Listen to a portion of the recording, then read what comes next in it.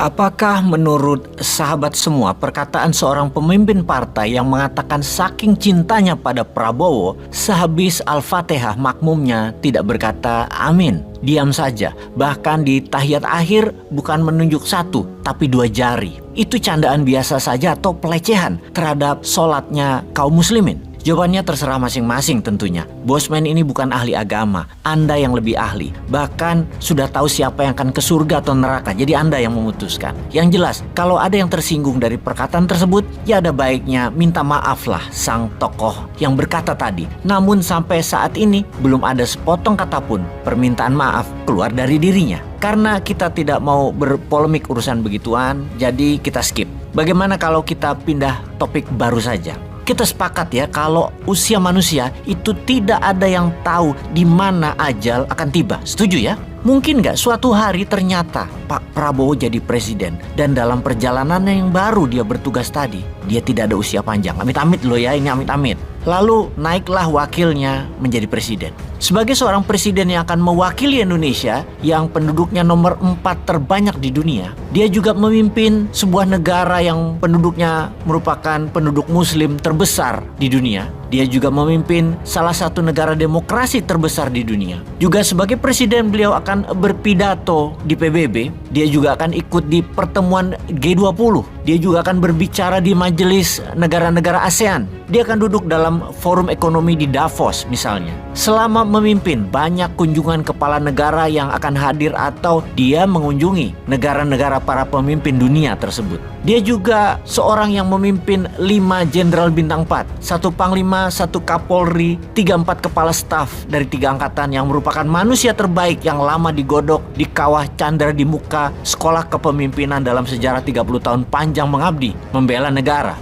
Dihadapkan dengan kekuatan Amerika dan Tiongkok yang memanas di Laut Natuna Utara, tiap tahunnya dia harus bersiap untuk itu. Dia juga ditinggali hutang APBN hampir 10.000 triliun rupiah. Dia juga berhadapan dengan 10 ketua partai yang memimpin jutaan konstituen. Dia juga berhadapan dengan 550-an politikus Senayan. Dapatkah sahabat membayangkan keadaan beliau di masa itu? Bisakah dia menghandle semua itu? Mampukah? Kuatkah? Atau bisakah sahabat membayangkan bagaimana Indonesia jadinya ketika hal itu benar terjadi di hadapan PBB, di Davos, di G20? Bagaimana rupanya Indonesia kira-kira waktu itu?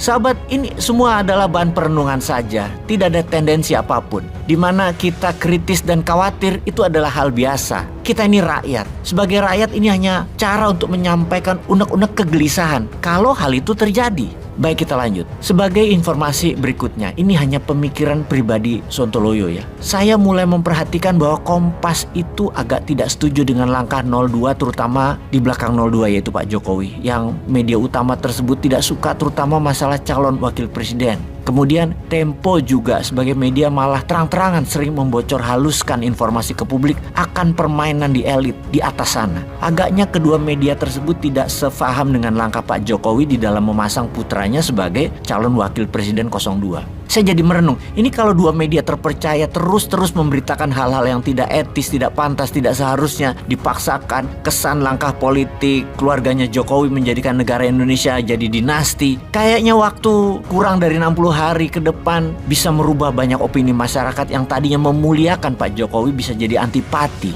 Dan ini bisa terjadi, bisa doyong seperti Ahok digempur terus waktu di tahun 2017 di Jakarta. Waktu 2 bulan itu waktu sangat lama dan sangat cukup untuk merontokkan citra seseorang. Lalu ngomong-ngomong ya, 2 bulan lagi kan Pilpres. Pakar marketing senior kemarin membisikkan ke saya, jualan itu yang paling penting 7 hari terakhir mas, supaya orang ingat. Gemoy itu keluarnya kecepetan. Anak muda sekarang tuh pengennya cepet-cepet. Kalau sekarang keluar gemoy itu jadi garing. Harusnya 7 hari terakhir menjelang hari H. Gemoy yang kecepetan tuh jadi bukan faktor pembeda, malah jadi faktor membosankan karena itu aja dan tidak jadi elemen of surprise. Di marketing kalau kecepetan jualan malah jadi basi nantinya. Apalagi ini masih 2 bulan, malah nggak lucu lagi nanti. Kalau denger informasi kayak gini, kok kayak 02 itu banyak celah negatif yang terus bisa diserang oleh berbagai pihak, berbagai jurus. Bahkan dugaan-dugaan kalau menang incumbent nantinya itu bukan menang suara rakyat, tapi mbuh piye carane pokoknya menang. Dan itu sampai dibahas jadi bahan diskusi di warung-warung. Sahabat, hal ini semoga bisa jadi pelajaran kita bernegara. Semuanya mungkin terjadi di dunia ini. Usia pejabat misalnya, pilihan tokoh misalnya lagi. Ada baiknya semua direnungkan dan dipilih siapa yang membuat Indonesia di tahun hadapan akan membuat Indonesia ini menjadi lebih baik, menjadi tanpa hutang, menjadi tanpa ketergantungan asing, menjadi berdaulat, serta Indonesia bisa bertahan sampai 1000 tahun ke depan.